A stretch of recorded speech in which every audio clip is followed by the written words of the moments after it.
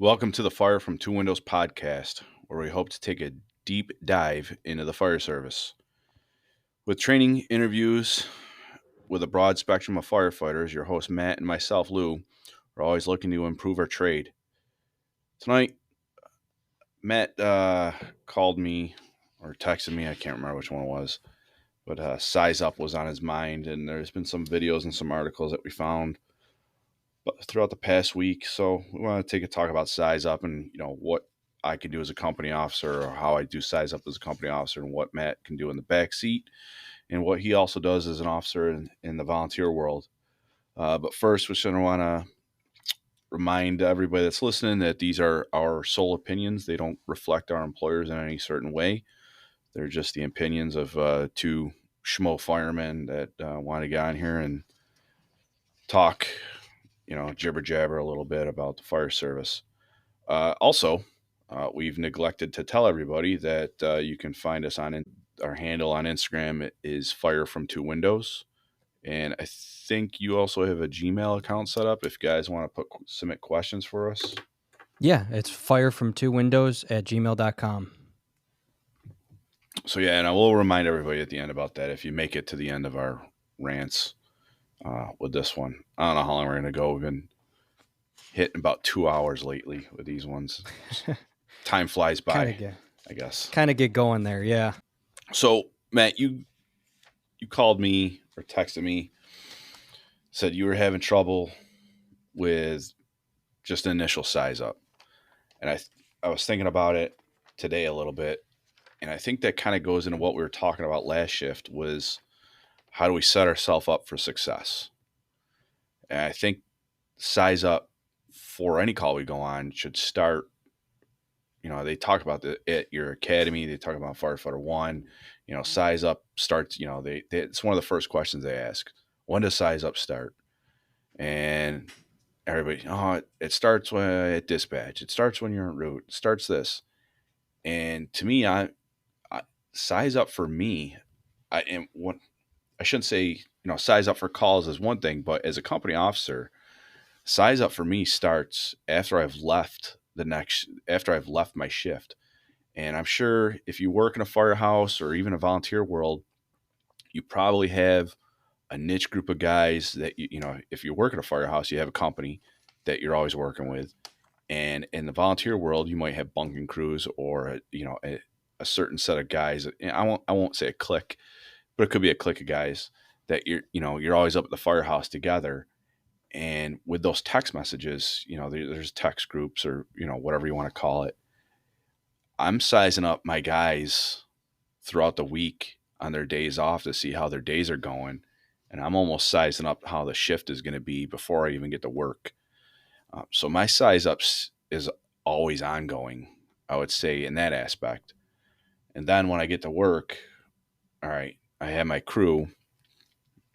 Do I have my normal crew? Or do I have someone floating? Do I have a swap? Do I have a guy on overtime? And now I have to change up my size up a little bit based on who's working on my rig. I know that's not what you were talking about, but that's kind of where my mind went to when you said about size up. We'll talk about sizing up jobs, en route or time of dispatch and so on and so forth. But my mind's immediate went to is being a boss because we talked about it before. Like I got baptized young as a boss with the crew I had, and I learned how to size up my crew very quickly through how their week was going. So, what are your thoughts on that? So it's kind of interesting that you started it off in that direction because I think a lot of times when we start to gain a new skill, think back at high school. Everybody hates taking math in high school, maybe even in grammar school. And the one consistent question always comes up. It's when are we ever going to need this? Right? The truth of the matter is the math that you're learning at those lower levels and then into some of the stuff in high school, you've been using all along. We've just never put a name and a face together. All right. So when we talk about a skill such as performing a scene size up, that's an operational thing. We're actually doing it all along. We just don't realize we've been doing that. You get up in the morning. For me, my size up is I'm having a cup of coffee. I'm going through my priorities list for the day, whether that's at work or that's at home, right? I got my checklist. We already talked about the notepads. I'm going through, I'm prioritizing, seeing what I have and what, what I can cut out, what's top priority for the day, what might need to be moved up, moved down. That's a size up. Okay. So it's something that you got to just start to put a name to the face. You're talking about it as your shift start. What do you got coming in for the day? Who, maybe somebody called in sick. Maybe you got a float guy, right? That's a whole size up. I think these are good practices, but if we don't approach it in a way that we recognize it, we tend to panic when it's not, panic's not the right word. Especially for newer people, they might falter at the beginning because to them, the name is new, but really the process isn't. So I think that's worth pointing out. Yeah, I mean, I experienced a shift. It was our last shift. I had a float over as the battalion chief, and I was all ready for a nice, easy Friday shift, and I walked into a typical day at headquarters. Had to fill emergency overtime. I had to fill some other stuff, and I had my size up for the morning was it was thrown off already because I forgot a bunch of crap at my house to go to the gym. So I had to swing in the firehouse to get a spare set of firehouse boots. And then when I got to the gym, I forgot a towel. So then I had to come back to the firehouse to shower just to go to another firehouse to work as a battalion chief. So my day was already it was thrown off and I had to, take a breath. All right, it's not that big of a deal. It's just boots and a shower. I had backups at the firehouse. But then I get to the firehouse and it's like, well, now you had instead of just coming in, running the day and doing your roll call report that we do, oh, this guy blew in sick. We got to fill this shift now, and you might have to mandate somebody. The night shift's got to get filled now. Oh, and there's also overtime tomorrow that we need to fill as well. And I'm like, you got to be kidding me. All I want to do is come in, drink some coffee, run a few calls at the BC. One of the guys I got hired with, he was my BCA that day, and it was good to have him with me, bring me back to earth. And it threw the day off for about an hour and a half, but then we got right back into the groove of things. But during that course, we had a pretty significant CO call in a commercial structure where I actually had to do a scene size up as the battalion chief, which I haven't, don't usually do. And the way we run as a battalion chief here, the battalion chief rides in a buggy, and most of the time, battalion chiefs stay in the vehicle for calls like that. At fires, they'll get out and they'll do the 360. But I looked at my aide and I'm like, I can't sit in this buggy. So I got out and did my chief stuff from while roaming around. But enough of we could talk. That's a whole nother thing about reading people and sizing up your day. I know you wanted to get into was on scene reports and The action. Yeah. yeah. So one thing we do here, and we'll go into the on scene reports now, but that was just where my mind went first. Just my mind's always going with how do I size up people first? That's the biggest thing is making the day go smoothly. But on scene reports, all right. So you get a call. Hopefully where you work or where you volunteer from, you have a cardinal knowledge of your first due. If you don't, shame on you. That's something you should be doing. Is getting out and knowing your district. That's one of the things my senior driver, he knows where he's going. I don't have to worry that, and that helps me during my size up because I can look at the updates that are coming through on CAD or our dispatch system that we use. My junior driver, he has trouble knowing where he's going all the time. He can get us there, but there's a lot of times where I got to make sure, hey, it's our second left, it's a left over this bridge, or it's our third right type of thing. So I got to be a little bit more on the ball with directions for that. So my size up and my situational awareness is kind of split. in that front seat. But one thing we kind of stress in our department is we've kind of simplified our size up reports as to pretty much giving a can report on scene. And can reports, hopefully everybody knows what a can report is. It's the conditions, actions, and needs. So what are you pulling up to? What actions are you taking, and what are you going to need? You might not need anything. The resources that are on scene might be sufficient, and that's good enough. I sat through a conference earlier in February. It was a local conference.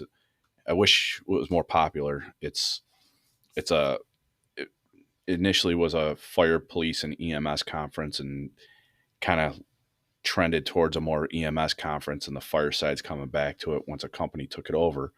And one of the speakers, instead of a can report, his on scene report, they were teaching scan. And the SCAN? SCAN for scan. And the S was just, they added structure. What type of structure? And to me, I was like, is that redundant? Because conditions, when I think of conditions, I'm thinking, what are the conditions of the structure? So I'm always giving the structure in that report. But for someone that hasn't been giving on scene reports, I can see where adding that S would be helpful. Because if you're just giving a can report as your on scene report, and you're pulling up to a residential two and a half story wood frame with fire from one window, they just might get on scene and say, I got fire from one window, we're stretching a line, send me the box. And the box here is, we're going to send you a full assignment. There's no structure there's no, what type of structure we go into in that report. So I can see where a newer officer or a junior fireman that's sitting in the front seat in the volunteer world that might need that S. And I was like, all right, I can buy into that. But when I get on scene, when that dispatch is hitting, I have an idea. You tell me what box we're going to, or you give me the address, and just by where our alarms come in, we already know if it's a commercial alarm, a residential alarm, or even an apartment alarm, because that's the way our dispatch software works. So already got an idea of what kind of structure we're going to. But when I get on scene, it's very imperative that I tell people what kind of structure we're at. And I had the privilege in our department of writing our SOG for our on scene reports and categorizing our building types. And I didn't make it up. I stole it from other departments. I took some stuff that I liked from Prince George's County. I took some stuff that I liked from, Fairfax. I took some stuff I liked from the FDNY, and it's all in our SOG. And the biggest thing with size up here is we're trying to get people to speak the same language, because before that SOG, you could go to down in Prince George's County, they'll call them, if you have a townhome and the fire is in the middle unit, they'll say, I have a fire in the middle of the row. Where in the FDNY, they simplified a little bit more. If it's in the middle and they have exposures on two sides that are attached, they call it attached. And if it's on the end unit, they call it semi-attached. So I liked that language a little bit better. That's why that made it into the SOG. Some people still say middle of the row, but in our department, it's either and we're talking townhomes, it's either semi-attached or attached. And that just tells you, is it that on the end or is it in the middle? But we also talk about commercial structures, big box stores, taxpayers, restaurants have their own delineation, and like schools. So depending on what structure we're going to, we have a set language of how we're supposed to speak and what verbiage we use when we give that size up, which lets the other companies know, all right, we're at a big box commercial store. We're setting up on the A side, and our area we use Alpha Bravo Charlie Delta. You go some places else, they still do the 1 2 3 4. We also and this is a point of contention for some departments in our area. Do we call them divisions, or we call them floors? When do you call it a division? When do you call it a floor? That's a argument for another time. Uh, on scene reports, we're giving how many floors.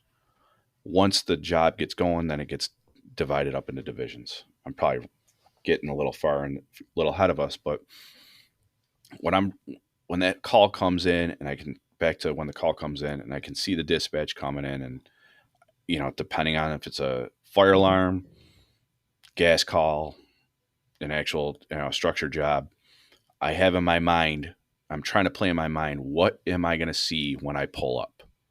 So I'm not surprised of what comes up when that truck pulls in front of the structure. If it's a gas call, I'm probably not going to see anything. And if I do see something, that's probably going to be a bad day. If I see a gas plume, I'm like, oh boy. Um, then that is a whole different story. But the gas call we had the other day at a commercial structure, I wasn't planning on seeing anything. The first due engine got in there.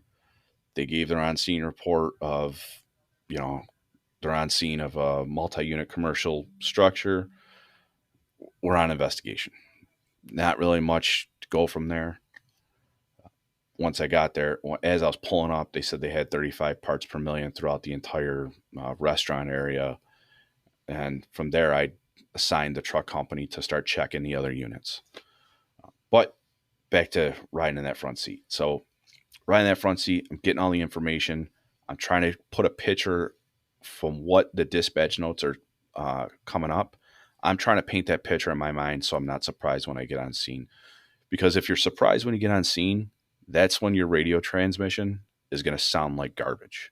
And then if you're surprised, people are going to know you're surprised over that radio. And I'm not going to say it's never happened to me. It happens to me often, because you can't prepare for everything that could come up. The one job I can think of when we went just for came as at a rollover, people trapped.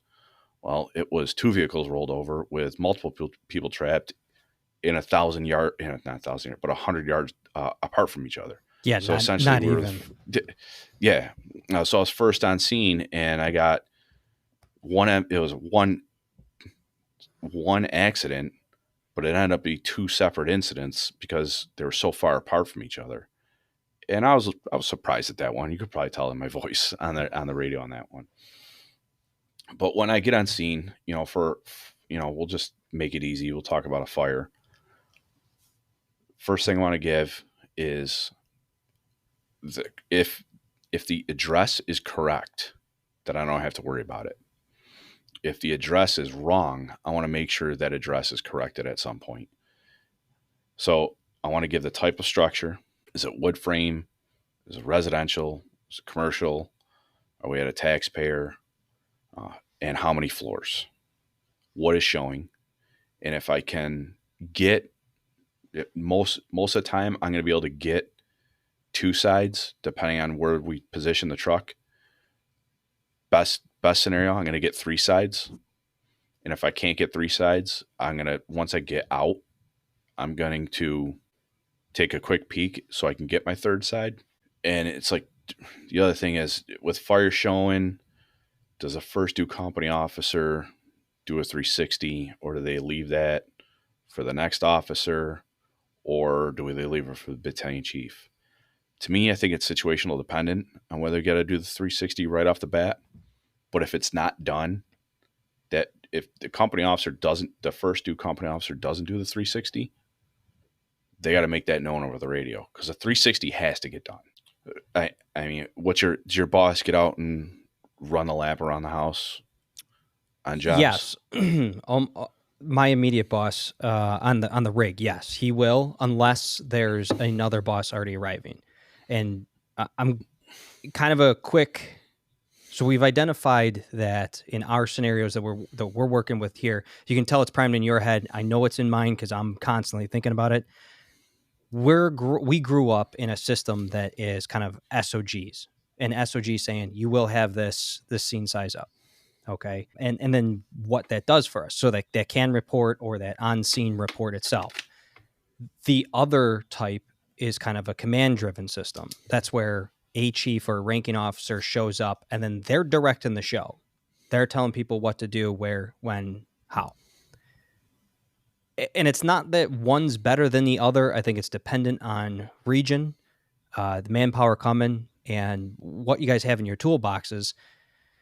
Essentially, it comes down to playing cards, right? If you have these, so let's say you have a department that's got two engines, two trucks. We'll just make it simple. Sounds easy. Engine one, engine two, truck one, truck two, and those are not necessarily the arriving order, but each one of those crews or those companies is responsible for understanding their individual tasks based off of if they are going with A, B, or C. What am I going to do if I am engine one first due? What am I going to do if turns out I'm engine one but second due, right? And then the same thing for the trucks. So we kind of break these roles down. We have these prime, just like we talked about that recognition, prime decision making. We have these playing cards that we train out a million times throughout the year. So when we get there, or somebody else gets there ahead of us and they relay an on-scene report, we know, hey, turns out I'm not going from my engine first due plan A. I'm going for my engine first due plan B type of thing, or something else. Man, that other engine got there before me. I'm going to be the second due engine responsibilities, right? But all of that stuff, it plays into what that scene report is. So that on-scene report, that's the initial. What are we working with? And then as you keep going with your 360 and everything, that conditions, actions, needs constantly changes. So that might be something that we're going to continue to radio, and then we're going to develop our plan as it goes along, so things can evolve naturally. So in your situation, your scenario that you said there, hey, I get off and I'm going to do this, and what does your boss do? Does he get off and do that? Are we both in that scenario looking as we happen to be the first arriving apparatus and you're stepping off as that company officer? Or is this when maybe you're filling in for a BC and you're arriving ahead of all the other crews? So I will say, if I'm filling in as a BC, I'm going to take the time to do a 360 myself. Because as a battalion chief, I think it's imperative to make sure you have the full picture. Yes, it goes back to what I said back with the Proby check in the truck. I'm going to trust my company officers that they're giving me the good information with their size up, but I want to verify it as well, because they might have missed something. Because firemen, they're looking at things from like 10 feet above level. The company officers, they might have a little bit more global view. They're looking at things from 30 feet above level. The BC should be looking at things from 75 feet above. And then the chiefs arriving on scene, they're looking at even more global view. So the company officers, they're probably looking at, and I know this for a fact, I'm looking at things at more of a tactical level. Firemen are looking at things not as much tactical, but more of, I need to stretch this hose to this door, and then I'm gonna need to put, and the engine chauffeur is good. I need to pump this line at this much GPM because we're flowing a smoothbore nozzle in 7th to 8th inch tip, so on and so forth. The OVs, I got to take a 24-foot ladder to the Charlie side with my hook and this and that and the other thing, where as a company officer, I'm like, all right, we got to conduct a primary search on, the fire floor or above. And, I need to look at the conditions. Can we conduct a primary search on the floor above? Where the battalion chief is looking at more globally. And that's why it's imperative for them to get that 360, because as a company officer, I'm thinking about, how am I going to make that second floor? The battalion chief is probably looking at, oh, there's smoke pushing out of the eaves at the attic that the company officer missed on his 360 because this tree was in the way, and he was running around making sure, is there anybody hanging out of windows at that point? And then the chief arrives on scene. He's like, oh, these power lines are, being impinged on by fire. We should really worry about stuff like that. So as each bugle that you put on your shirt, you get more global perspective. So the battalion chief, it's so important to get that 360. The company officer, it's important to get the 360, but if it's not done, it's more important that it's been put out over the radio at the size up. Hey, and there's going to be times where there's reasons not to give a 360. I got confirmed people trapped. I got to get in and effect a rescue. And then you rely on your OV, because we work on the truck. Maybe the OV can finish the 360, get the Charlie side for you.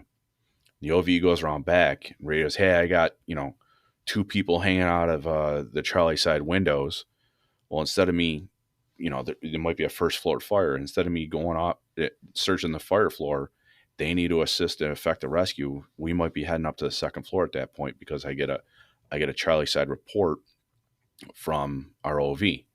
And that's something we put into our SOG, especially with commercial structures, is that our outside team goes to the roof because these big box commercials in some of these apartment buildings, you can't get to the Charlie. You can't run around a Walmart.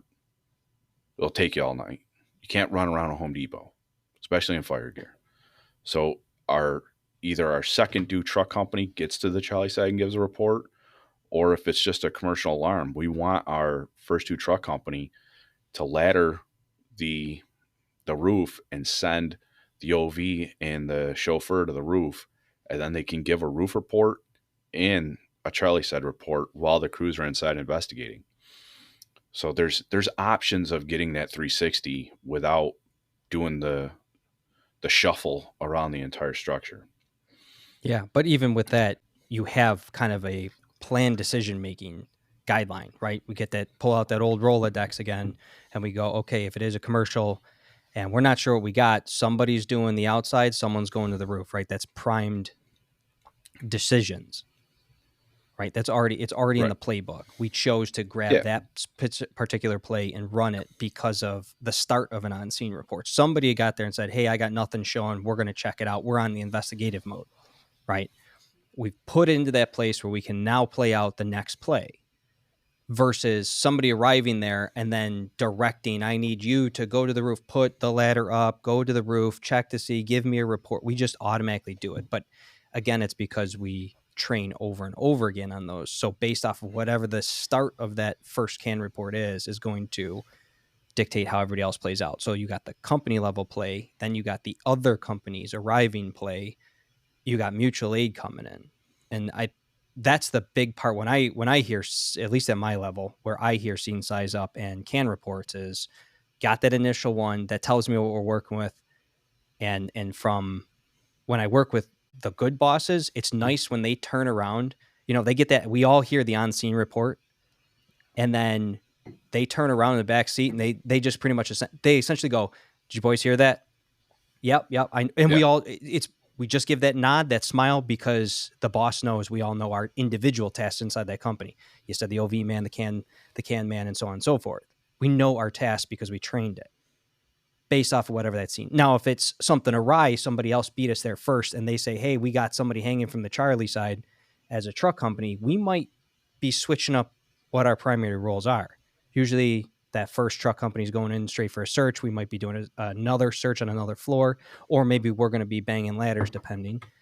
Well, now if that first due is now rotating over to do the people hanging off that Charlie side, guess what? Now we're going to probably be going in for that search or assisting, depending on how large that expands. Versus the other side of that, where there's no on-scene reports and everybody's chaotic, you kind of lose it. And this is, again, my opinion, but it's based off of experience opinions. When you have people panicking at the front yard and directing traffic, the boss takes their eyes off of what they're supposed to be doing, right? The ICS is built for a reason. You kind of had those separations, you said the 10-foot level, 75-foot window, and then and so on and so forth. I look across the field, like you got one guy, the firefighters are inside the building. You got maybe an ops guy that's at the front door or something. Maybe it is a division. We do something different. And then you got, your actual incident commander. He's across the street or at least further enough back that he sees the big picture, but not fine focused details. And the closer you get in there, you got fine focus, but not big picture. Right. And all of those companies file into those little windows and little pictures, fine focus all the way in, based off of the initial report. Yeah, I agree with that. And something just popped in my head when you were talking about, listening to the on-scene reports, and it's coming up. It's not just on my shifts, but I've heard, I talk about it with the other truck boss. We just had this conversation the other day. Was one, listening to the on-scene report that the first due company's giving. Two, knowing the routes that your trucks are going in, because that might make you take an alternate route into the incident that you're going in. The last thing we want is the parade line up down a residential street, and then your second due truck company or your third due engine is parked, and all it is a people mover at that time. There's been many times where we've seen we take another minute just to come around the block, and now instead of us 3 houses away and our rig is out of position at that point, it's a manpower mover. We could take an extra 10 seconds, come around the block, and now we're nose to nose with the other truck company. It happened in a mutual aid call a while back. Our company got sent to mutual aid for an apartment complex on fire, and the chauffeur, the company officer, directed the chauffeur to come in a back way because he knew the district that we were going mutual aid was right around the corner from their firehouse, and all they had to do was take a left and a left, and they were in the apartment complex. Well, their truck company was first on scene, and the aerial went in the air, and then it died in the air. It was just an antenna at that point. So our truck came in the back way, and it was almost like we were first. It looked like we were first due, but I think we were like third or fourth due. But our aerial was the primary aerial on scene, and we were the fourth rig on scene at that point. So listening to the reports on the radio, even if you're not first due or second due, is very important to make sure that, hey, we might need to come in a different side of the structure to gain optimal positioning. The other note I just took, and we put it up on our Instagram, is what radio do you use to give a size up? You mean portable versus mobile? Portable radio that you have on your person versus the mobile radio in the truck. What if you're riding in the front seat in your volunteer department? You pull up to a structure. What radio are you giving your size report on? At the volunteer shop, I use the mobile head, and that's only if I'm first due. If it's somebody else's first due, I'm not going to try and overwrite something unless this on scene has not gotten there. I think it's important enough that I state it anyways. That's landed me in a little bit of points of contention that I think is a training issue. But regardless, to answer your question, the mobile. And that's because I want that radio transmission to get out before anybody starts, the cats are out of the bag. You hit that, you pull that pin, they scatter. I want that out there so we kind of have a direction. I'm sympathetic to that idea that everybody wants to be first on scene, right? But it comes to a little bit of discipline. Everybody's got to have a little discipline. You talk to a lot of black hats, they don't want to talk on the radio, right? And I don't know what it is with talking on the radio that has such this, I don't know, maybe it's a power thing, but someone told me very early on, if you look at a radio, the speaker is like 50 times the size of the microphone. So you should be doing that much more listening than speaking. It's almost like you have 2 ears and one mouth. You should be doing twice as much listening than speaking. Somebody just said that same thing recently. It just came up, completely unrelated. But so my point is if the truck mobile is your primary source to giving on scene reports, and it's due to the fact that you need to get the wattage out there to make sure you're not walked on, that's to me a radio discipline issue that probably can't be fixed by the two of us. So in our department, we have a repeater system built into the fire trucks. And when they first installed them, the repeater clicks on with the parking brake. It's actuated by the parking brake. So as you're driving, as a rig's in, when the parking brake is not activated on the rig, it's just a normal radio head. It scans, and then you take the mic off the you take the mic off the holster, and it locks on to our channel. And we can talk on our channel. As soon as we put it back in the holster, it goes back to a scanning feature. But as soon as that parking brake is pulled, it automatically locks onto our channel. But the problem is, if the rig's pulling up, and I got caught with this because I used to do this on our old radio system. The rig's driving down the street, and I can see what's going on, or pulling up to an MVA, and I was giving a size up report. I would be giving my size up report before the rig was stopped. And then the parking brake would get pulled. Now with the new system, it would cut off my radio transmission. Yeah, it is annoying. And then it takes discipline. And I would have to restart my radio transmission. So I got frustrated with that. So my corrective action towards that was, okay, I'm going to slow down a little bit. I'm going to get off the rig, and I'm going to see a little bit more, and I'm going to give up my size up through my portable. That did a couple things for me. One, it slowed me down. Two, it gave me a bigger picture. Now I'm not looking at the scene through the windshield of the truck or the side window through the officer's seat. I actually get out and see what's going on a little bit more. I might have missed something coming up in the rig. We're pulling up and there's a tree in the way. I didn't see something. I was getting the size up report. Now I'm off the rig. I can actually take in a fuller picture. I've slowed down. I can gather my thoughts. And then when I click the mic, the radio transmission goes out. The only time that really bites me in the butt is if there's anybody that is rushing to the scene and they want to give their on-scene report before us. And or lack thereof. Or lack thereof. So I can't think of many times where I give an on-scene report from the rig since our new radio system has been installed. I almost always do it from, and you don't say always in the fire service, so that's why I said almost always do it from my portable that I have on my in my radio holster on my gear. The other thing is, like you said, I can get a 316 done. I had the portable with me. Just food for thought, I guess. I understand why the wattage is more. You can transmit farther out on your truck mobile, but these new portables now they're amazing. The ones that we do, yeah. And then plus once that repeater's on, it's negligible at this point. Now that's hitting towers and towers and towers. You can keep going. So it's nice in our area. Some places are on 100 bands and they don't have any repeaters, so you're kind of limited. 400 and the 700, they're strong but short.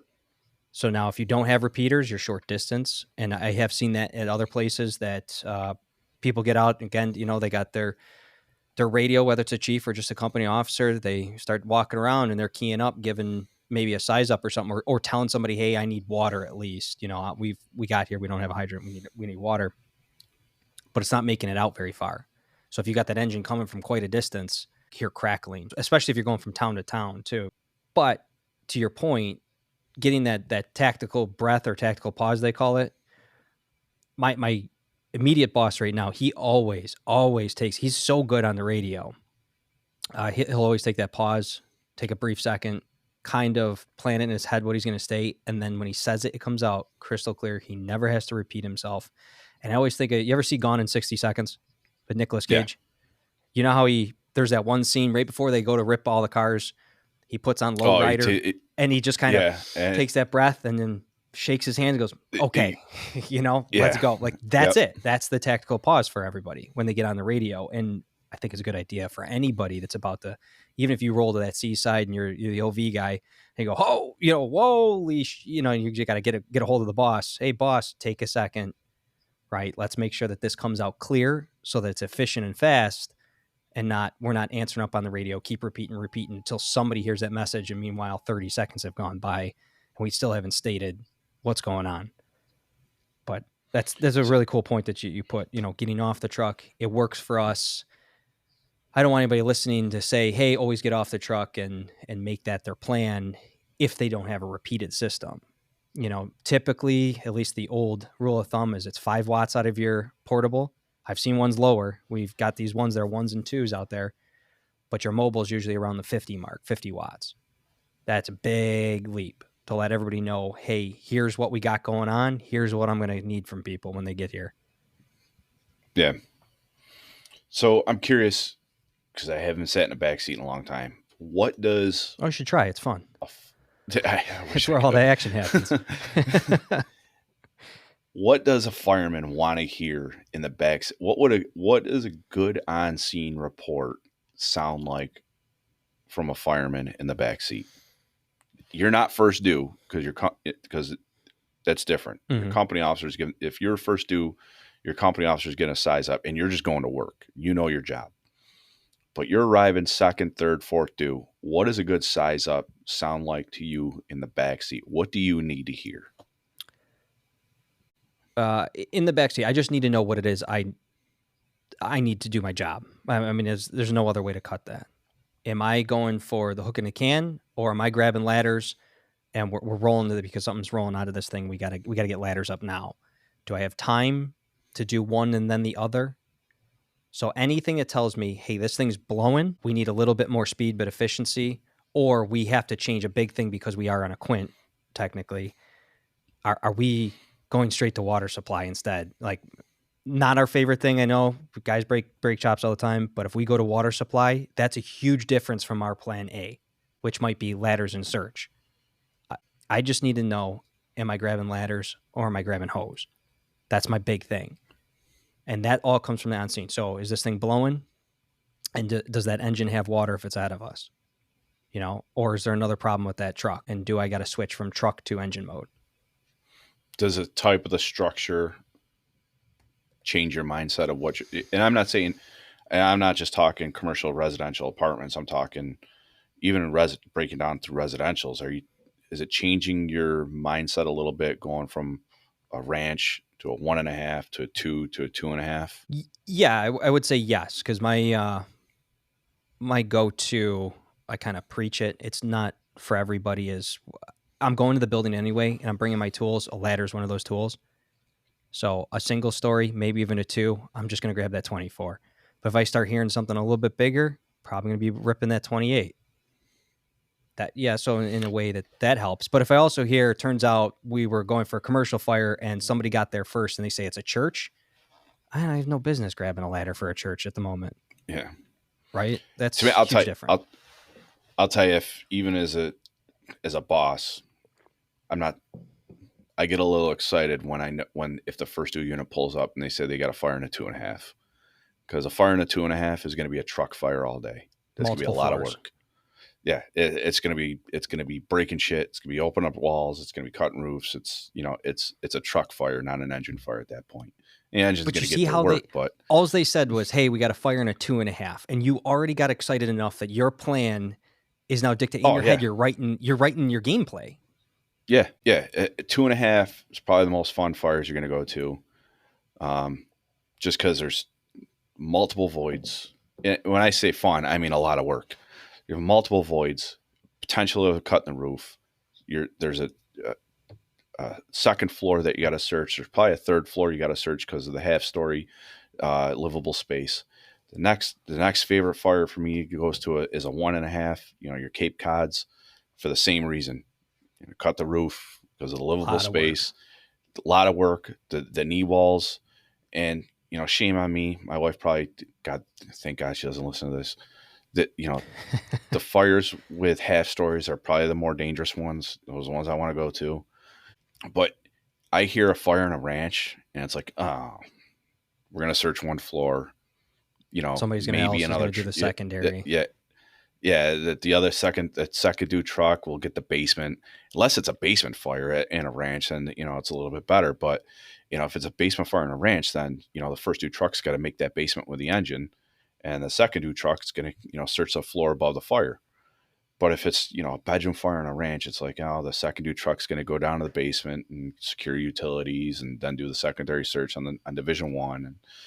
But in my mind, when I hear most important thing for me as a boss, listening to on scene reports is not so much what they have on scene, like that's important, but more important to me is the type of structure we're going to, because then I have a plan in my mind of what we're doing.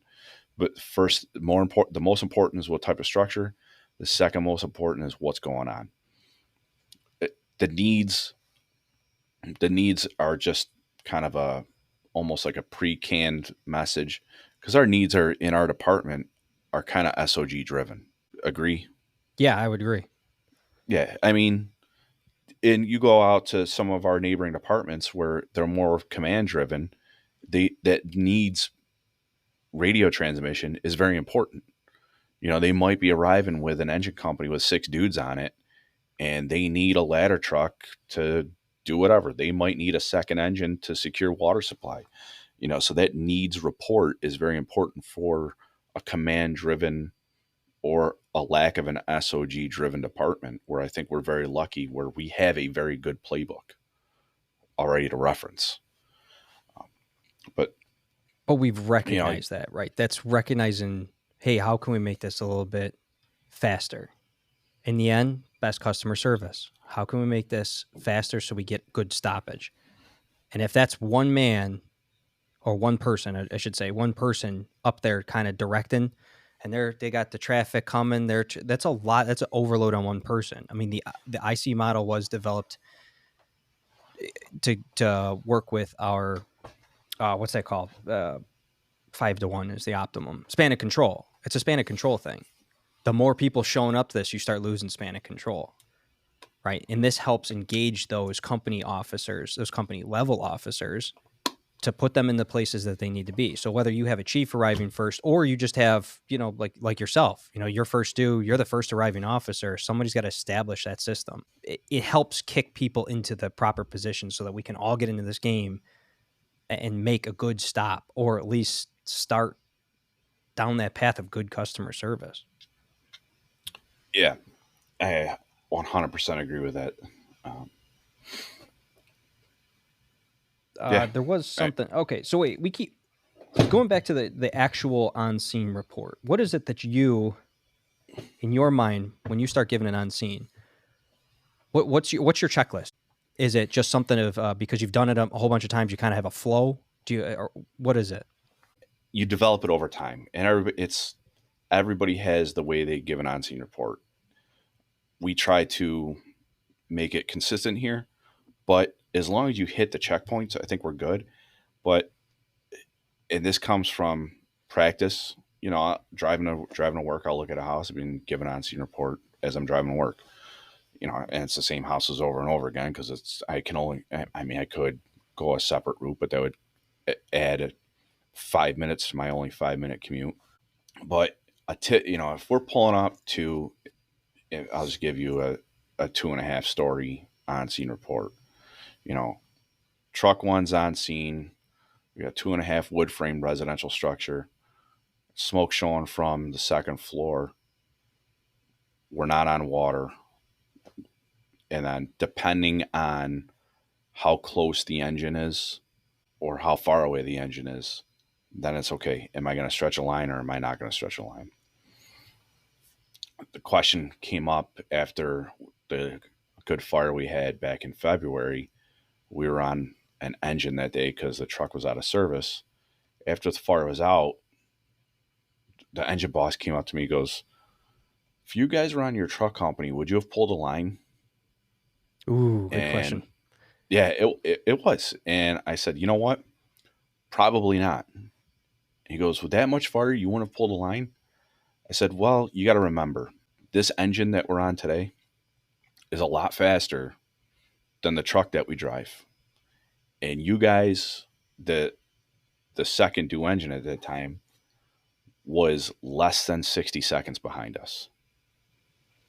And I told him, I go, if we were in on our truck company, you would have been right behind us because of the railroad tracks and how we had, with our, Mm-hmm. especially with our truck company, we have to almost come to a complete stop with it with our truck, just due to the weight, the spring, the leaf springs in the back, those things, a substantial pothole that we deal with here can bust those leaf springs. So we want to make sure our truck gets there in a working order. So we got to drive cautiously around some stuff. So I told him, I said, probably not, because you probably would have been right behind us, and pulling a line off the quint and securing water supply to a quint, there's a lot more to it, and there's less options than there are with the lines coming off the engine. And he's like, yeah, you're I didn't even think of that. Now, if we're going to mutual aid and we're first due and we're going to be there for a while, we got to John Wayne it, then we're probably going to have to, then my on scene report is going to be the actions that we're taking is that, yeah, we're stretching a line because water wins. 2.5 Yeah. gallons does put out a lot of water, but 150 to 180 gallons a minute out of it, we have a 15/16 nozzle on our truck company because we have a weight room with a lot of weights in it, and I make sure our guys work out. The whole 7/8, 15/16 debate. We'll have hopefully we can have one of our engine bosses on. We'll talk about that, and I'll make fun of them about it. Um, but if I'm on scene and the engine company's right behind me, I'm not pulling a line. It's no sense, because our truck company, which is a Quint, has 3 crosslays. That's it. It has 2 3/4. One's a smoothbore, one's a fog nozzle, and then one's a 2.5. We have some options with a 3-inch UDC line. And if you don't know what a UDC line, how we run it here, there's been some talk about changing how we reduce it down. But right now, it's depending on how the companies lay it out. It's 3-inch hose reduced down with a gated Y to an 1 3/4 hose. We don't have the 1 3/4 hose connected to it. We would have to take our hotel pack or our high rise bundle off the side of the rig and hook that into it if we needed a longer line. Our engine companies that are here, they have the one engine company has a 150-foot bumper line. They have 2 crosslays, and then they have a 300-footer off the back. There's so many more options to pull lines off engines, and it's so much easier to pull lines off the engine. So why wouldn't we allow the engines to do the engine work and the stuff that they train on all the time? Do we pull hose lines on the truck company for our JPRs and our in-service training? 100%. We have to do it every year. Yeah, we're still firefighters. We still got it. We don't get to pick right. one side over the other. Right. And is there a time that the guys that work on the truck company float over for overtime and swaps and whatever on the engine companies? Yeah. I mean, most of my overtime that I work is on the engine company, just the way that the bosses take off. It seems like the bosses in our company just don't take off. But for those listening, that he mentioned a UDC. That's a lot of other places might call that garden lay. It's just a larger diameter hose, 2.5, 3-inch, whatever you guys use in that neighborhood, and you pull it off to essentially extend a hand line. Yeah. What our engines have 400 feet of 3-inch reduced down. Yeah. I think ours is. I know at one point this is shame on me for not knowing the direct thing, but I know at one point we had that half it's none of them's connected right now because they're capped. They're all dead laid. See, ours is connected. Ours is connected right to ours is not dead laid on our rig. Quint. Yeah, on our rig. But yeah, because they'll pull whatever they need and then they connect it into the rear connection that they have on the back. So the reason I asked about the on-scene report or your CAN report, like what is it that you seek out? Where did you first learn that? How did you develop that? Was there something given to you? Because I know there's a few things out there. It's either something that we just develop over time and get in this rhythm, or we learn from other people. And then there's places like Blue Card to teach this long. It seems to be that everybody's comment on is it's too much radio time. So it's something that I developed over time, given the on-scene reports. I will say early on in my career as a fireman, we should not have company officers on the rigs. So it was not uncommon for a fireman with 6 months, a year, 2 years on the job being in the front seat of a fire truck. Was it right? No. But that's what we did. And that's, how we operated for the longest time because we just didn't have the staffing here. My senior guy, who was my senior guy when I was a fireman, and then he was my senior man when I was a boss, he ridiculed me all the time about if I was sitting in the front seat that day about my size up reports. He's like, "Guy, stop talking so much on the radio. We don't need to know the sun is in the west. It's a gib and waxing moon. The wind's coming out of the east. This." He goes, just let us know what we need to know. And I was like, okay. So then, listening to other size up reports from seasoned fire officers, and you can go on YouTube and listen to size up reports. You can listen to John Salko's size up reports, which are, he's probably the king of size up reports. Very calm on the radio. You listen to PG County, how those guys operate down there. Fairfax County, they're very good at what they do and how they size up. And then I will say, when we started pushing these CAN reports out in our department, that kind of streamlined it for me. All right, conditions, actions, needs. That's all. That's all I need to put out over the radio. And before I heard this earlier this year about the SCAN, the the type of the structure was always in my report because that was that if you're not giving the structure, then what are you giving? So over time, it went from talking too much on the radio. All right, I need to clean this up. How am I going to clean this up? All right, I'm going to listen to how other people give size up reports. Uh, but there's a lot of good books out there. You know, John Norman's Fire Officer's Handbook is a great one. If you want a fantastic book on structures, the art of reading buildings, if you want to give good, concise, it goes into the weeds about structures, but what it does very nicely at the end of it, and let me pull it out. I got it right here. At the end of the book, it talks about different structures, and it has rapid street read guides, and it tells you, all right, this is a building group. These are public assemblies, basic constructions, exterior features, and interior features. Now, you don't need to know all this on your size up report. And then the next page is tactical considerations. And it goes through any type of structure there is. And reviewing that as a newer officer kind of streamlined. I'm not going to go into, all right, this is a public stadium. I'm looking right now. Public assembly stadium arena. I'm not going to give that my size up report. I'm going to say it's a stadium. There's no stadiums in our district. Yeah, but on scene at the ball field or right, we're at yeah. the baseball park. Everybody knows what that is. So reading books like that, like the Fire Officer's Handbook, Truck Company Operations, texts like that help me immensely with at least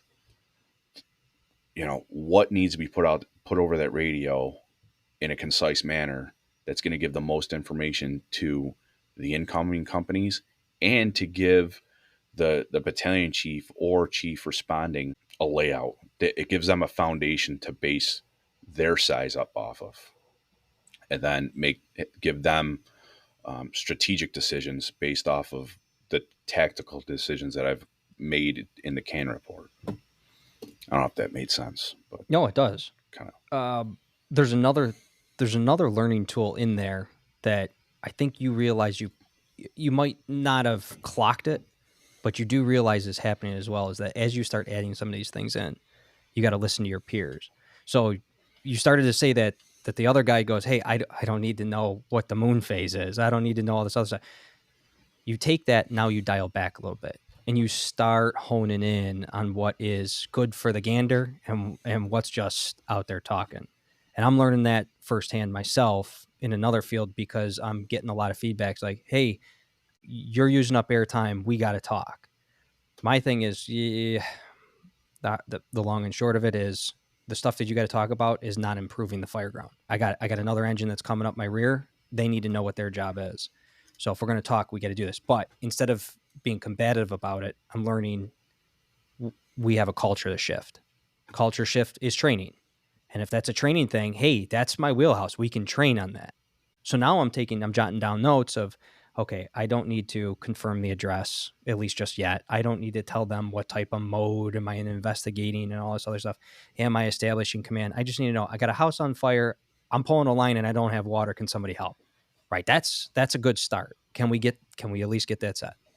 Right. So for me, if I can dial that down, that way it's not talking too much. I'm not eating up the airtime because other people want it, whatever. That's fine. We'll work that in. Okay, so now you're dialing in what it is as a company officer or the first arriving officer, what you need to state on that radio to help everybody on that fire ground arriving so that they can get in the game quick. The other part of that is addressing how we can train. And one of the great things that I would recommend for everybody, you said you do it on your way in, into work. Hey, I'll check out that house. I'm going to give a scene size up for that house. You're doing that yourself. Do it on an EMS call. Try that out. You're rolling the rig to an EMS call, and I'm not saying you because obviously I've learned this from you and some of the other bosses at work. Listen to that on scene report, and let the dispatcher go, "What are they talking about? It was for the lift assist at 3 a.m. knee pain again." Give that side. Who else is listening? See if they're up and paying attention. See if they'll go okay, and they repeat the thing back. What's the damage? You're getting that practice in, so the next time you roll, you're a little less weary about getting that information out. So another thing I do it with my guys, and it's either somewhere on my desk. I have a packet of papers, and it's pictures that I've printed out of some are structures in our district, and some are just pictures I pulled off the internet, and I lay them out in front of us. I say, all right, size it up for me. I mean, I know how to size it up, but now I want my chauffeur to size it up. I want my backseat guy to size it up, and I want my probie to size it up. Then what that goes to is, okay, we've sized up the outside. Next thing I go is, all right, tell me where the stairs are. Because to me as a truck company boss, that's one of the most important things is know where the stairs are in these houses or in the structures we go to. The other thing, like garden apartments, if we go to a garden apartment, is it 2 up, 2 down? Or is it 4 up, 4 down? And a lot, that also depends on, do we get out? Do these guys get out and know their first due? Do they know their garden apartments that we respond to, even their second due? Because we have both kinds. We have garden apartments where and when I say 2 up, 2 down, that means you go up the stairs and there's one apartment to the left and one apartment to the right. That's 2 up. And there's one apartment on the ground floor on each side of the stairwell. And then there's some apartments where you go up the stairs and there's 4 apartments on that floor. Some apartments there's 3-story apartments. One's kind of below grade. Half below grade, yeah. Yeah, half below grade. And there's 4 apartments on each level that you access through a common stairwell. That's pretty important to know. And that's part of, that size up drill we do. We just sit at the kitchen table and there's probably 20 pictures that we go through. Some are showing fire, some are showing smoke, some aren't showing anything. But the biggest thing is, sizing up the structure. Do we need to cut the roof? Where are the stairs? Where are the bathrooms? What are the roof features?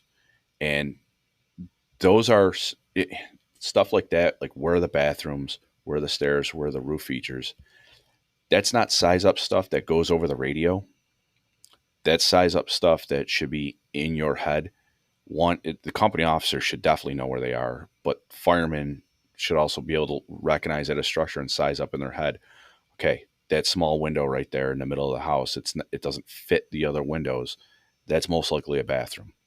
Or if you go on the side of a house and there's one window that doesn't fit in between where the floor should be, okay, that's a stairwell because that window right there, it provides the lighting for the landing of a 2.5-story house. Or I'm on scene and I see an air conditioning unit or a window fan unit on the third floor of a 2.5. Okay, Probably that not the I have a. bathroom. It's probably not the bathroom, but I probably have living quarters on that third floor of the 2.5. So that's size up that the fireman should have and the company officer should have. That's all right. We're going to have to get up to this third floor and see what's going on. Another very important thing on a size up that should be caught on a 360 is there walkout basement doors, or is there Bilco doors, or any type of basement access? Is there, if there's not Bilco doors or a walkout basement door, is there an egress window in the basement? That means there's livable. That means there's code compliant livable space in the basement because they've built in an egress window into the basement. That means there could be a bedroom down there. There could be the man cave or whatever. There's probably a man cave down there anyways. Um, if anybody doesn't know, we haven't had them in a while, but we would get a string of basement fires here because what we call sauce kitchens. The old Italians didn't cook sauce in their main kitchen, so Italian homes in our area would put kitchens in their basements, and that was where they would cook Sunday sauce in the basement because they didn't want to dirty up their first floor kitchen. So that's another thing. All right, am I in an old Italian neighborhood that there's possibly a kitchen in the basement? That's another aspect of size up that we have to go through in our head, and that just goes knowing your first due and second due and your fire department response area. Yeah, we just had that. We actually just had a small job that I'm surprised it didn't take off, but it ended up being one of those. We just call them Italian kitchens in the basement. And it was supposedly all shut off, closed off. There wasn't supposed to be power and gas there, but they were using it as storage. And it had lit some of the stuff that they were storing down there. Yeah, that, And that man, happens all thank the God it time. didn't take off. But that's exactly what it was in the basement in this kitchen.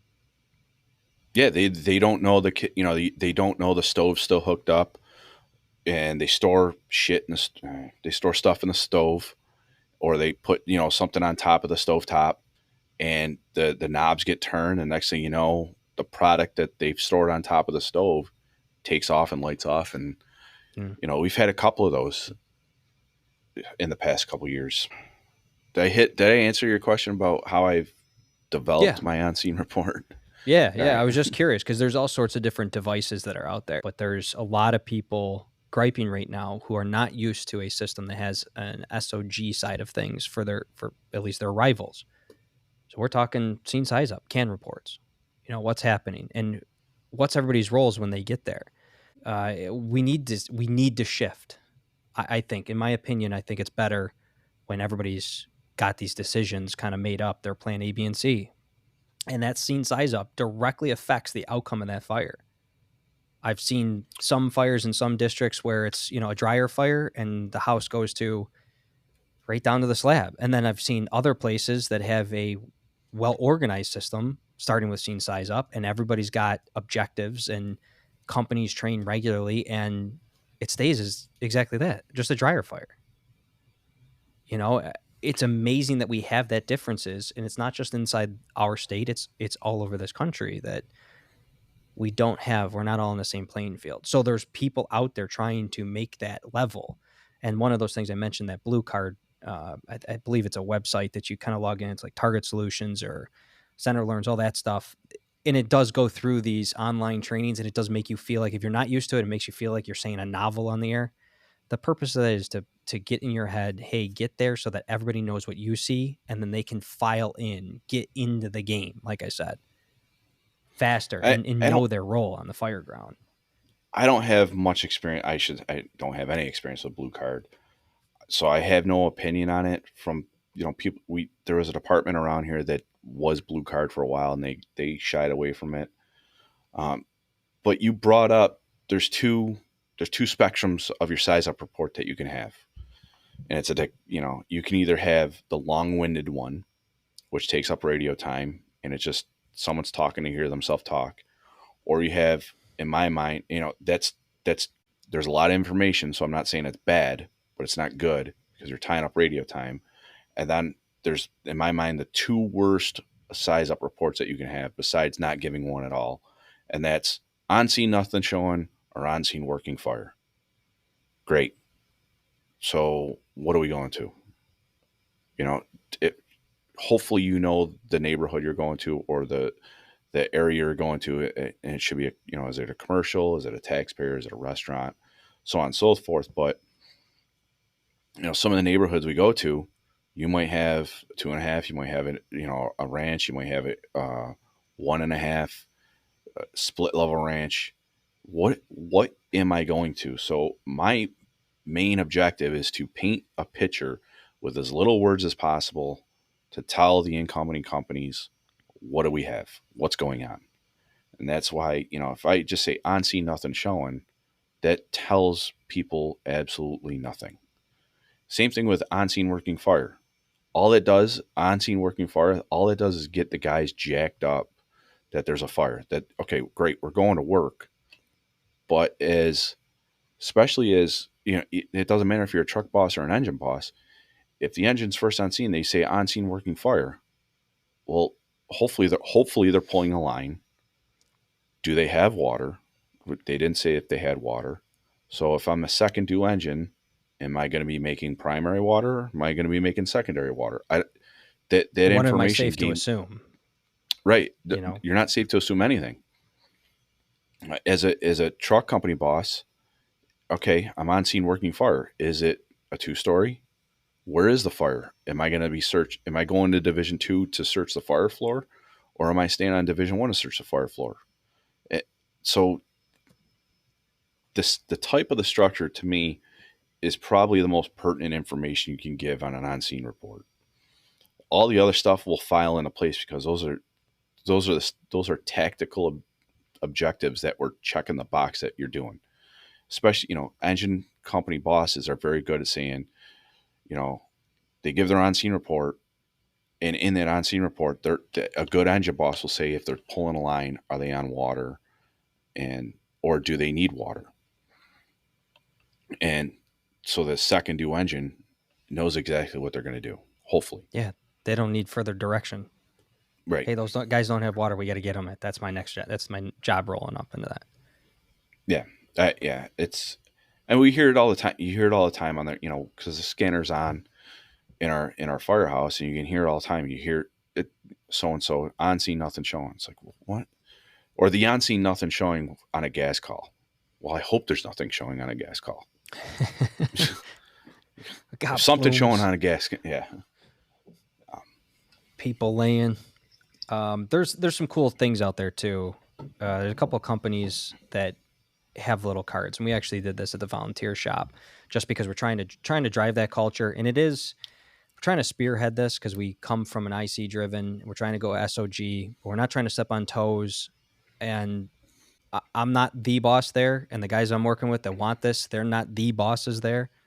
We're at the low level, and we want to progress their culture. So what we did is we went out, we purchased a bunch of these little cards from a manufacturer, and on one side it's got your on-scene report, and it's your checklist. It says, I wrote it down here, so it says confirm address, number of floors, type of occupancy, conditions found, water supply, your operating mode, and it says investigative, offensive or defensive, and then establish command.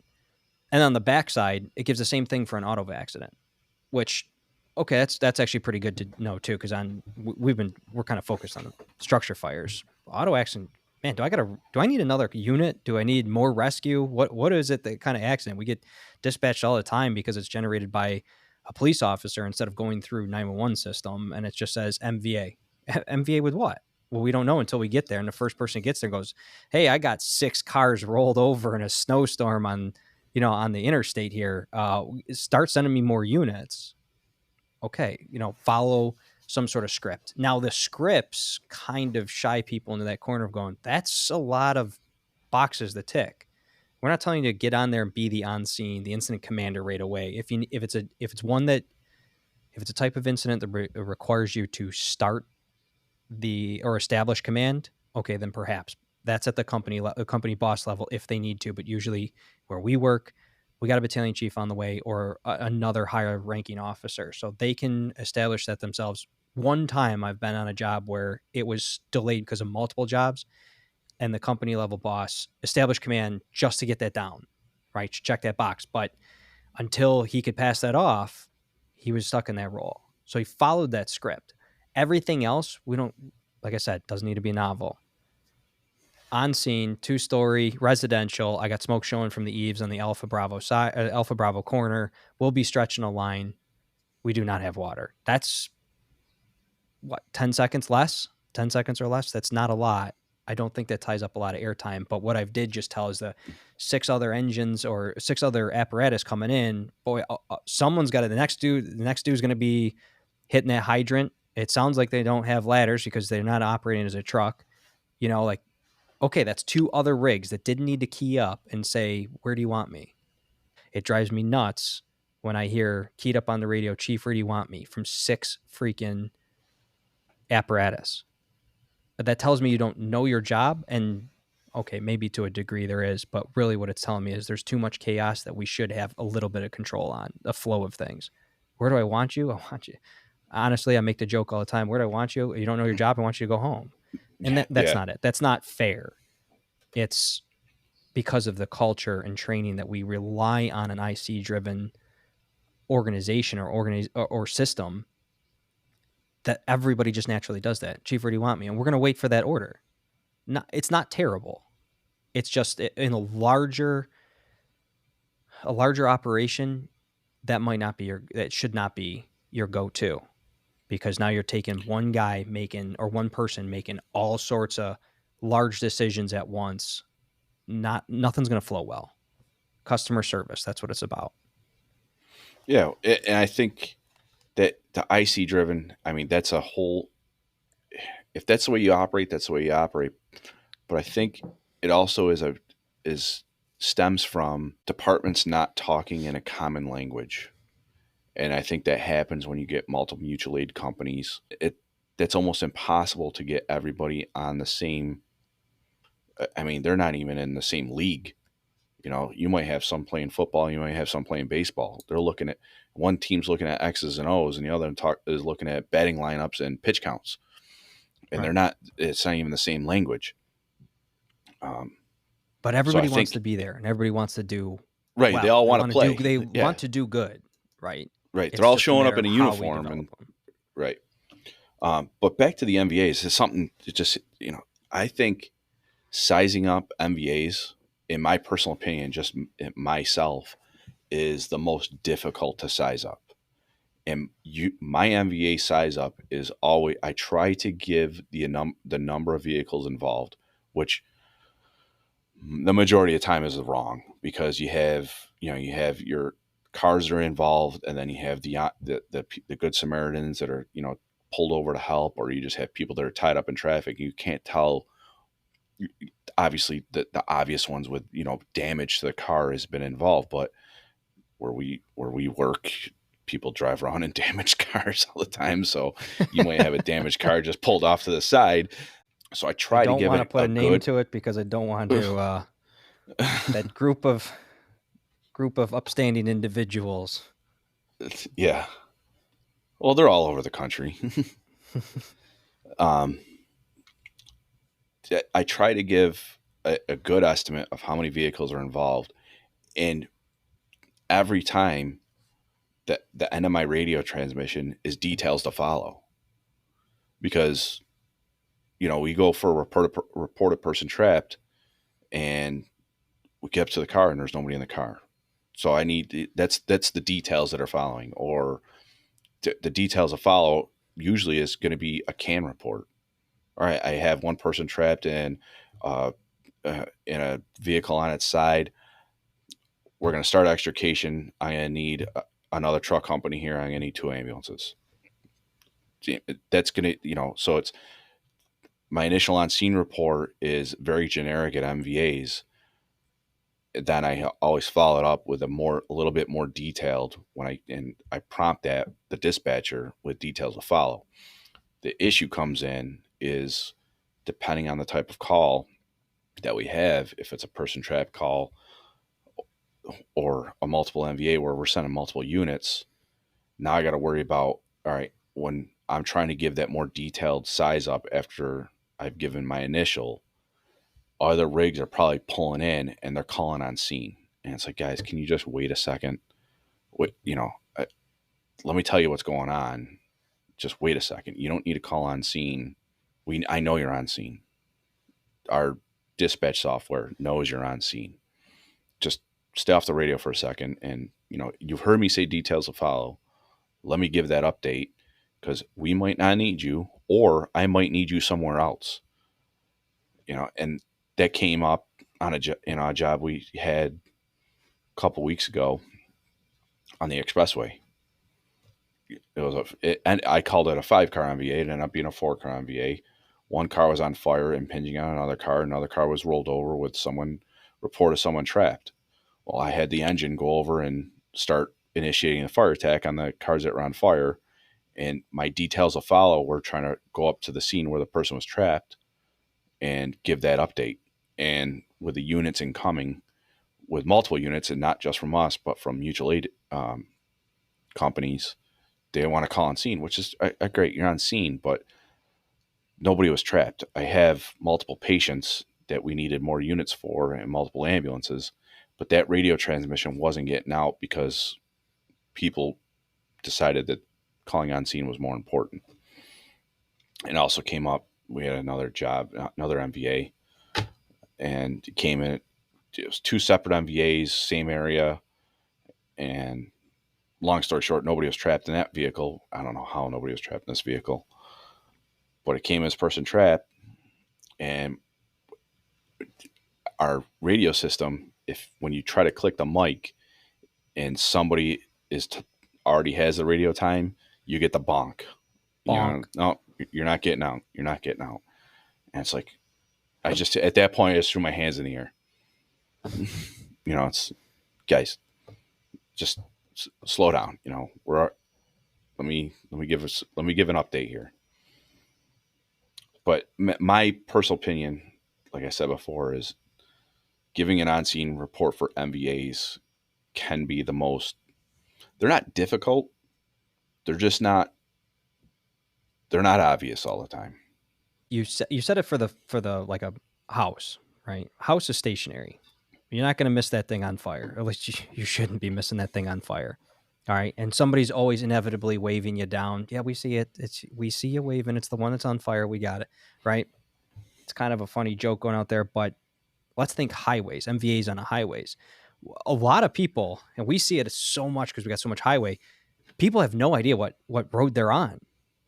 They tell us they're on, I-90, and it turns out they're on 85 type of thing. They have no idea. Are they eastbound or westbound? Or maybe they say they're northbound on 95, but it turns out they're southbound on 81. Like these are not places near us, but the point is to give that update, give it an address. There's no real good address on the highway other than a mile marker.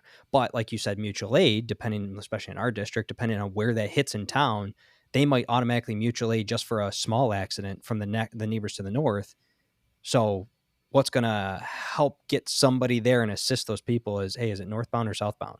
That's a start. You got a mile marker? Yeah. I mean, I don't know all the mile markers in town that run through there. So if you said 19.1, I don't know what that is. You tell me an exit on which highway, okay, it gives me the area. Now I just need to know, is it eastbound or westbound or northbound, southbound?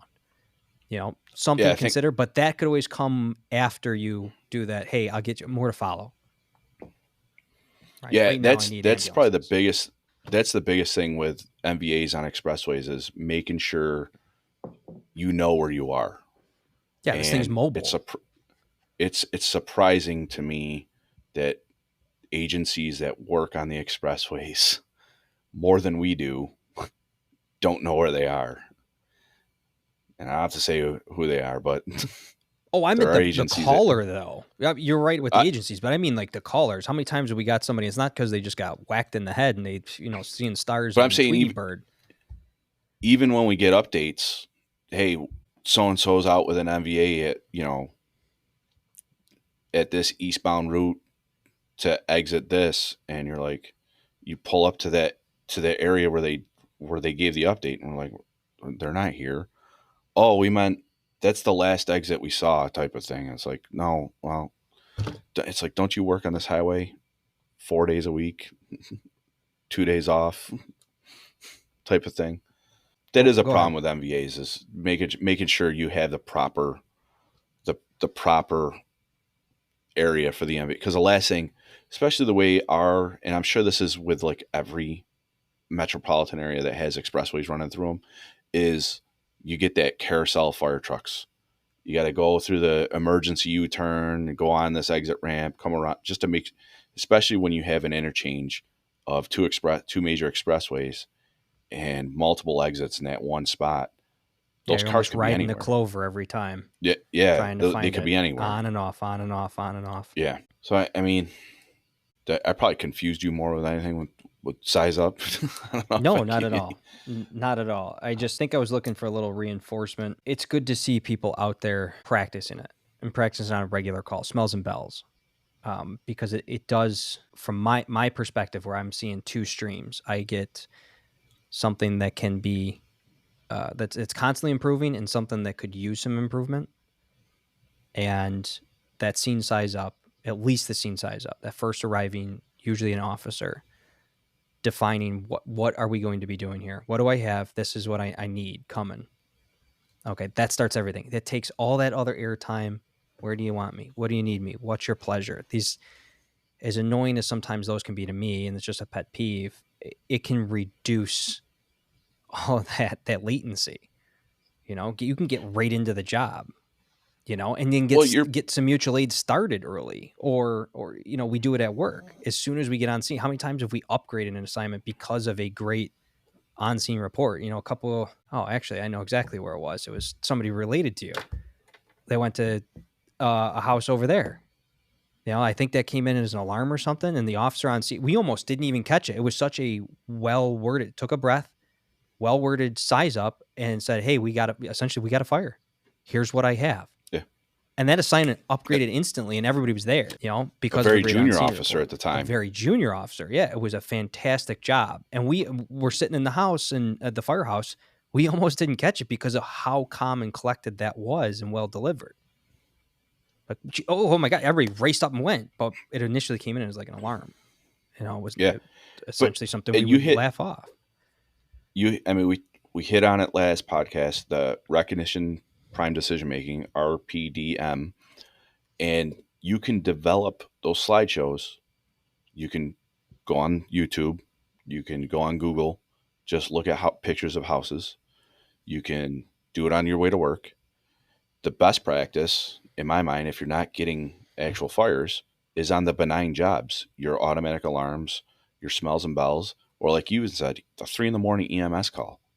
You can get, if you have a junior officer, give a size up on an EMS call 3 in the morning. Like you said, see if the dispatcher's on their toes, or give the radio to the guy in the back seat that's up for promotion. Have him give the size up at 3 in the morning. The fire chief's not listening. Maybe he is.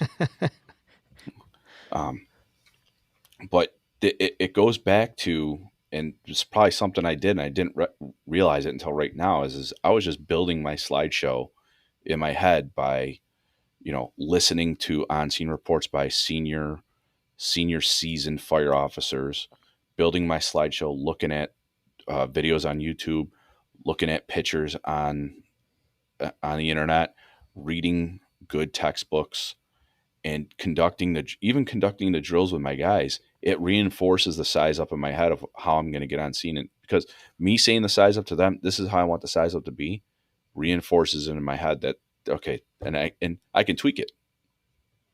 If I say it to them and they're like, "Yeah, boss, it doesn't sound too all right," I'll tweak it. That Yeah. I'll make it a little bit better. But it goes back to building that slideshow, and that's only going to improve your size up when you get on scene. The hard part is, it's like I said, MVAs. Are there pictures of MVAs on the internet? Probably.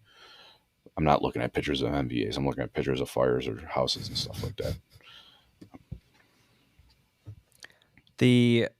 So all of this points to one thing, one big old thing, and that is communication.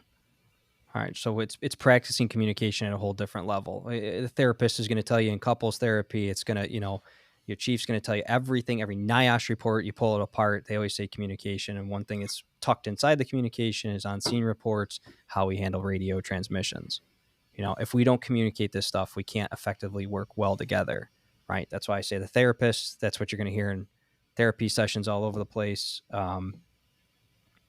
And if you are one of those departments that's trying to change your culture for the betterment of your community, right? This isn't, hey, I want to do this big thing or this new thing, or hey, these guys are talking about this, I really want to change it.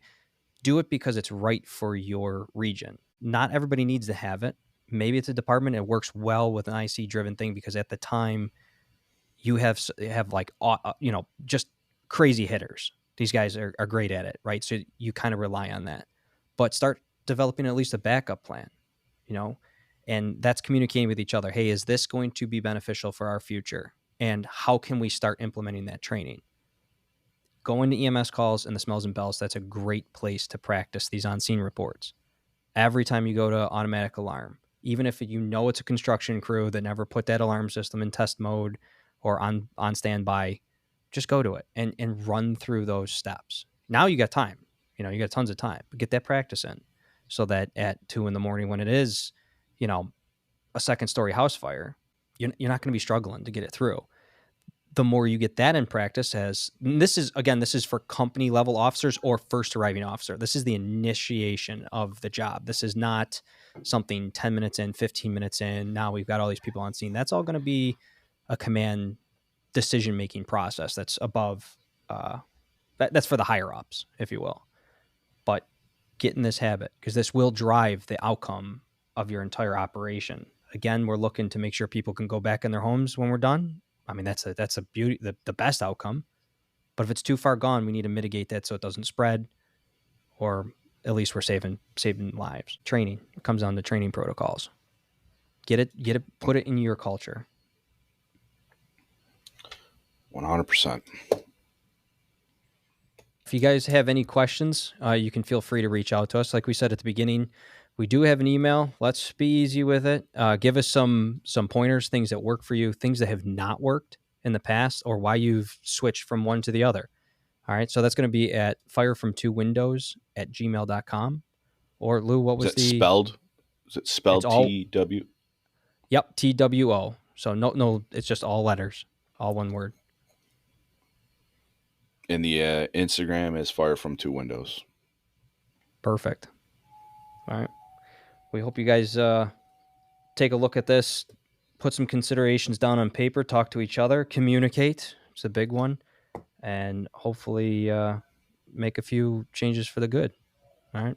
Be safe.